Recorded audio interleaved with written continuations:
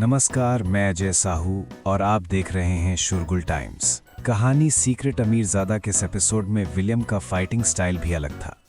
वो अपने ओपोनेंट को हमेशा ज़्यादा से ज़्यादा 3 मूव में जान से मार देता था। जिसने भी विलियम के अगेंस्ट फाइट किया था उसे अपनी ज़िंदगी से हाथ धोना पड़ा था। जिंग के बाद विलियम भी स्टेज पर आ गया। हमेशा की तरह आज भी उसने अपना मास्क पहना हुआ था। तुम हमेशा मास्क पहनकर क्यों रखते हो? जिंग ने पूछा। इस सवाल का फाइट से कोई लेना देना है क्या? विलियम ने कहा। नहीं, फाइट से कोई लेना देना तो नहीं है, पर तुम्हें हारने के बाद ये मास्क तुम्हारे चेहरे से मैं उतारूंगा, जिंग ने कहा। यहां से जिंदा बचकर जा पाओगे तब ना, विलियम ने कहा। रेफरी दोनों के बीच की आर्ग्यूमेंट सुनकर परेशान हो गया था। जो भी स्टेज पर आता था पहले बहस जरूर करता था। बहस आगे ना बढ़े इसलिए उसने तुरंत मैच शुरू कर दिया। दोनों एक साथ एक दूसरे की तरफ भागे और जैसे ही दोनों की बॉडीज टकराईं वहां एक तूफान आ गया। उनके टकराते ही जिंग का बैलेंस बिगड़ गया और वो लड़खड़ाते हुए कुछ कदम पीछे आ गया। वो विलियम की स्ट्रेंथ से हैरान था, पर उसने हार नहीं मानी। दोनों आपस में लड़ रहे थे। विलियम लगातार जिंग पर अटैक कर रहा था और जिंग उन्हें डॉज कर रहा था। फाइनली विलियम ने जिंग की छाती पर पंच किया, जिसकी वजह से उसकी रिब्स टूट गईं और उसे खून की उल्टी होने लगी। कितनी स्ट्रेंथ है तुम में, जिंग चिल्लाया। अभी तक तो मैंने अपनी पूरी स्ट्रेंथ दिखाई ही कहाँ है, विलियम ने कहा। विलियम ने अभी तक भी अपनी पूरी स्ट्रेंथ नहीं दिखाई थी। क्या आहान उसकी असली स्ट्रेंथ बाहर ला पाएगा? इस एपिसोड की शुरुआत कुछ इस तरह से होती है। चलिए अब जानते हैं इस एपिसोड में आगे और क्या कुछ नया होता है। डायना अपने डैड को उनकी बात याद दिलाती है। वो कहते हैं कि अगर आहान टूर्नामेंट जीत गया तो वो अपनी बात से नहीं मुकरेंगे। पोप भी टिफनी से पूछते हैं कि क्या वो आहान से शादी करना चाहती है, तब टिफनी हाँ कर देती है। एवलिन विलियम को आहान के बारे में बताती है। विलियम और जिंग के मैच के दौरान विलियम कहता है कि उसने अब तक पूरी स्ट्रेंथ यूज ही नहीं की। लास्ट पंच से जिंग की हालत बहुत खराब हो जाती है और वो हार मान लेता है। रेफरी अनाउंसमेंट करता है कि विलियम ये मैच जीत गया। ऑडियंस के लिए इस मैच में एक सरप्राइज था। वो जानते थे कि ये मैच विलियम ही जीतेगा, पर अपने बाकी ओपोनेंट्स की तरह उसने जिंग को मारा नहीं था। मैच जीतने के बाद वो वहां से चला गया था। जिंग वहीं स्टेज पर घायल पड़ा था। वो हार जरूर गया था, पर उसकी बहुत बुरी हालत नहीं हुई थी। वो बाकियों की तरह बेहोश नहीं हुआ था।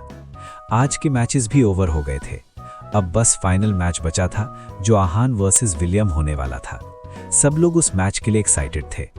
इस वक्त आहान अपने रूम में बैठा अपनी इंजरीज को हील करने के लिए अपनी एनर्जी बॉडी में सर्कुलेट कर रहा था। उसने किसी को बताया नहीं था, पर उससे काफ़ी सीरियस इंजरीज हुई थी। जाकिर ने उसे हीलिंग मेडिसिन भी दे दी थी। अगले मैच से पहले उसका हील होना बहुत ज़रूरी था, इसलिए वो विलियम और जिंग का मैच देखने भी नहीं गया था। खट खट खट, आहान के दरवाजे पर नॉक हुआ। उसने उठकर जैसे ही दरवाज़ा खोला, उसके सामने अरमान खड़े थे। सर, आप यहाँ कैसे? सब ठीक तो है ना? आहान ने शॉक होकर पूछा। विलियम और जिंग का मैच ओवर हो चुका है। विलियम 30 मूव से कम में जीत गया है। जिंग को सीरियस इंजरीज हुई है। वो आगे मार्शल आर्ट्स प्रैक्टिस कर पाएगा या नहीं, ये बताना मुश्किल है। अरमान ने आहान को मैच के बारे में सब कुछ बताया। क्या? आहान की आवाज में हैरानी साफ नजर आ रही थी। वो जानता था कि जिंग और विलियम एक दूसरे की टक्कर के नहीं थे, पर जिंग इस तरह हार जाएगा ये उसने कभी नहीं सोचा था। आहान, तुम्हें नहीं लगता विलियम डेविड जैसा है? अरमान ने बहुत लाइटली कहा। डेविड? अरमान के पास उनसे मार्शल आर्ट सीखने आया था। वो उनका स्टूडेंट और जूनियर बनना चाहता था, और उसी वक्त उनके पास आहान भी आया था। अरमान दोनों में से किसी एक को चुन सकते थे, इसलिए उन्होंने आहान को चुना था। उससे भी इम्पॉर्टेंट बात ये थी कि जिसने अरमान की टांगें तोड़ी थीं, वो भी डेविड ही था। अरमान से रिजेक्ट होने के बाद डेविड ने इंडियन मार्शल आर्ट्स छोड़ दिया और वो मार्शल आर्ट्स सीखने अगस्टस के पास आ गया और किलर बैंड का हिस्सा बन गया। डेविड के मन में अरमान और उसके जूनियर के लिए बहुत नफरत थी। अरमान के साथ हुए हादसे में डेविड का बहुत बड़ा हाथ था। अरमान की बात सुनकर आहान सोच में पड़ गया था। विलियम उस जैसा है। यह विलियम और डेविड एक ही है। आहान जब वेटिकन सिटी आया था और उसने पहली बार विलियम को देखा था, तब वो उसे बहुत जाना पहचाना लग भी रहा था।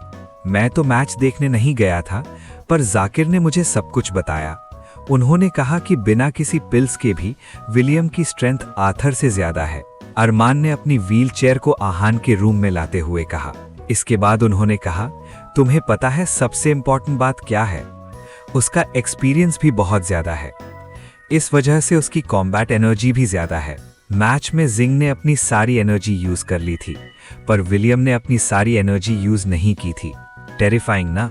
ये बातें सुनकर आहान का चेहरा उतर गया और उसका दिल बैठ गया। वो अपनी स्ट्रेंथ जानता था और आर्थर की स्ट्रेंथ भी जानता था। आहान अपने एक्सपीरियंस की वजह से आर्थर को हरा पाया था। अब अरमान कह रहे थे कि विलियम का एक्सपीरियंस भी आहान के जैसा ही था। आहान इस वक्त सोच में डूबा हुआ था और अरमान की किसी बात का उसने कोई जवाब नहीं दिया था। तुम्हें क्या लगता है, ये सब सुनने के बाद विलियम को हराने का कॉन्फिडेंस है तुम में? अरमान ने पूछा। हाँ, ये मैच मैं ही जीतूंगा, आप चिंता मत कीजिए। आपका ये जूनियर आपका बदला जरूर लेगा, आहान ने कहा। उसकी टोन सॉफ्ट और कॉन्फिडेंट थी। उसने ठान लिया कि वो ये मैच जीत कर ही रहेगा। उसकी बात सुनकर अरमान का मन शांत हो गया। उनके दिल पर जो बोझ था वो कम हो गया था। गुड, दैट्स गुड, उन्होंने कहा। वैसे तुम्हारी इंजरीज कैसी हैं? अरमान ने पूछा। बिल्कुल ठीक हैं। जाकिर सर ने मुझे जो मेडिसिन दी थी वो मैंने ले ली है। अब मैं पूरी तरह से हील हो गया हूँ, आहान ने कहा।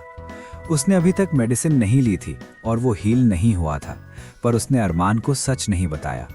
वो अरमान को परेशान नहीं करना चाहता था, इसलिए उसने उन्हें झूठ बोलकर उन्हें काम कर दिया। गुड गुड, अरमान ने कहा। कंपटीशन में ज्यादा वक्त नहीं बचा है, अपनी इंजरीज को हील कर लो। इसके बाद आहान ने उनकी व्हीलचेयर को पुश किया और दोनों नीचे आ गए। वहां पर जाकिर, गोपाल, रुद्र और बाकी सब मौजूद थे। जब आहान वहां आया तब जाकिर ने उससे पूछा, आहान, तुम्हारे सीनियर ने तुम्हें सारी सिचुएशन बता ही दी होगी। तुम्हें क्या लगता है, तुम विलियम को हरा सकते हो? जाकिर सर, आप तो मुझे अच्छे से जानते हैं ना, आहान ने स्माइल के साथ कहा। हाँ, जानता हूँ, जाकिर ने कहा। वो आहान की बात का मतलब समझते थे। उन्हें और किसी चीज पर भरोसा हो या ना हो, आहान की बात पर उन्हें पूरा भरोसा था। इसके बाद आहान वहां से चला गया। उसके जाने के बाद जाकिर ने अरमान से पूछा, अरमान, आहान तुम्हारा जूनियर है, उसे तुम मुझसे बेहतर जानते हो। जितना मैं समझ पाया हूं, आहान और विलियम की स्ट्रेंथ में बहुत फर्क है। फिर आहान इतना कॉन्फिडेंट कैसे है? अरमान ने जाकिर की तरफ देखा और कहा, आहान में ये कॉन्फिडेंस क्यों है ये तो मुझे नहीं पता, पर मुझे उसकी बात पर पूरा कॉन्फिडेंस है। अपने रूम में पहुंचने के बाद आहान ने एक लिक्विड बॉटल उठाई। इस बॉटल में जाकिर की दी हुई मेडिसिन थी। ये दवाई 300 साल पुरानी थी और मार्शल आर्टिस्ट्स के इंजरीज को हील करने में बहुत इफेक्टिव थी। ये मेडिसिन मार्शल आर्टिस्ट्स में बहुत रेयर थी। जाकिर ने इसे बहुत वक्त तक प्रिजर्व करके रखा था। कोई भी ऑर्डिनरी मेडिसिन मार्शल आर्टिस्ट्स पर कोई असर नहीं करती थी, इसलिए इस मेडिसिन के प्राइसेस भी बहुत ज़्यादा थे। आहान ने बिना हिचकिचाए बॉटल खोली और जल्दी से आधी बॉटल पी गया। जैसे ही लिक्विड उसकी बॉडी में गया, उसकी बॉडी में गर्मी बढ़ गई।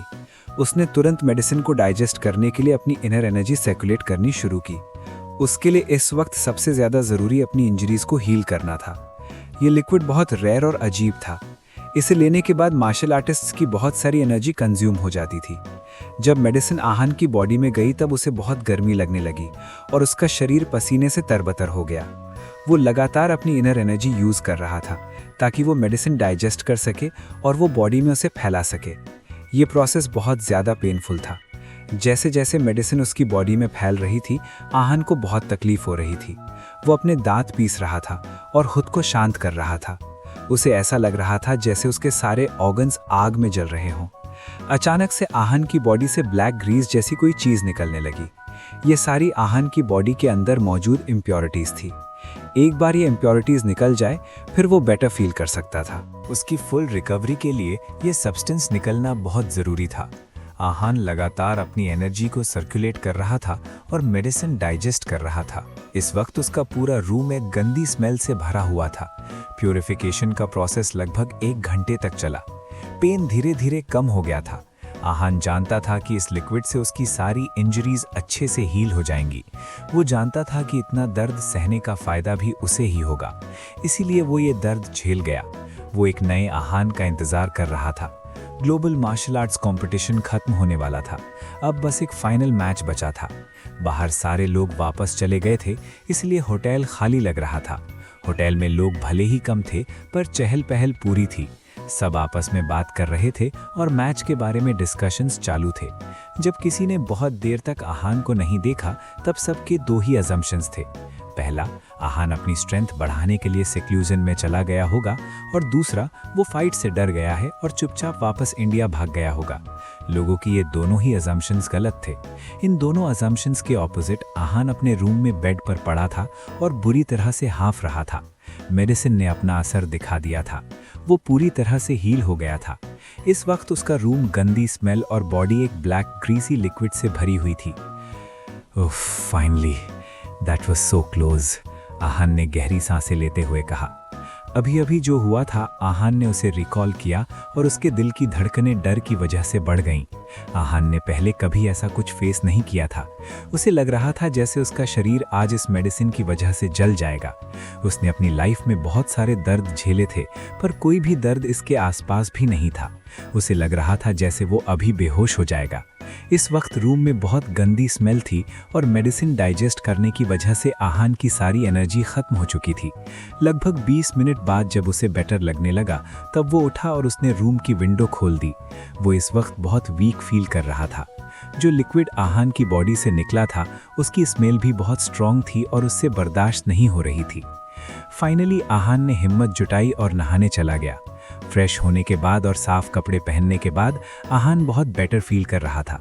वो बहुत काम था और उसे अपना ब्लड फ्लो भी बहुत स्मूथ लग रहा था। फाइट्स की वजह से वो हमेशा बहुत एक्टिव रहता था। आज इतने दिनों में पहली बार था जब उसका ब्लड फ्लो स्मूथ था। आहान बहुत वक्त से एक्सपर्ट स्टेज पर अटका हुआ था और आगे नहीं बढ़ पा रहा था। इस लिक्विड को कंज्यूम करने के बाद उसकी इंजरीज भी हील हो गई थी और उसकी इनर स्ट्रेंथ भी बढ़ गई थी। अब उसके लिए कन्वर्टिंग फोर्स स्टेज पर पहुंचना आसान था। उसका अगले रेल्म में बिना किसी पिल्स के पहुंचना मुश्किल ही था। पिल्स भी हमेशा उनके लिए ही काम करती हैं जिनकी इनर स्ट्रेंथ एक्स्ट्रा ऑर्डिनरी होती है। स्मिथ, माइकल और डैनी ने भी पिल्स ली थी, पर उनका कॉम्बैट एक्सपीरियंस कम था, इसीलिए वो ज़्यादा देर तक अपनी स्ट्रेंथ दिखा नहीं पाए। आहान इस वक्त बहुत अच्छा फील कर रहा था। उसे लग रहा था कि उसकी इनर स्ट्रेंथ में कुछ चेंजेस आए हैं। उसने बहुत वक्त से ऐसे चेंजेस फील नहीं किए थे। उसने सोच लिया था कि वो बहुत वक्त तक एक्सपर्ट स्टेज पर ही रहेगा और कन्वर्टिंग फोर्स स्टेज पर नहीं पहुंच पाएगा। This feels good, it seems like this is the right path, Aahan ने मन में सोचा। उसके मन में इस वक्त अपनी स्ट्रेंथ को लेकर बहुत सारे सवाल चल रहे थे। क्या मैच से पहले आहान अपनी स्ट्रेंथ को समझ पाएगा? आगे जानने के लिए बने रहिए हमारे चैनल शोरगुल टाइम्स के साथ। बस इसी के साथ ही एपिसोड समाप्त होता है। इस एपिसोड को आगे बढ़ाते हुए कल फिर मुलाकात होगी। आज के लिए बस इतना ही। अब कल तक के लिए इजाजत। नमस्कार, धन्यवाद।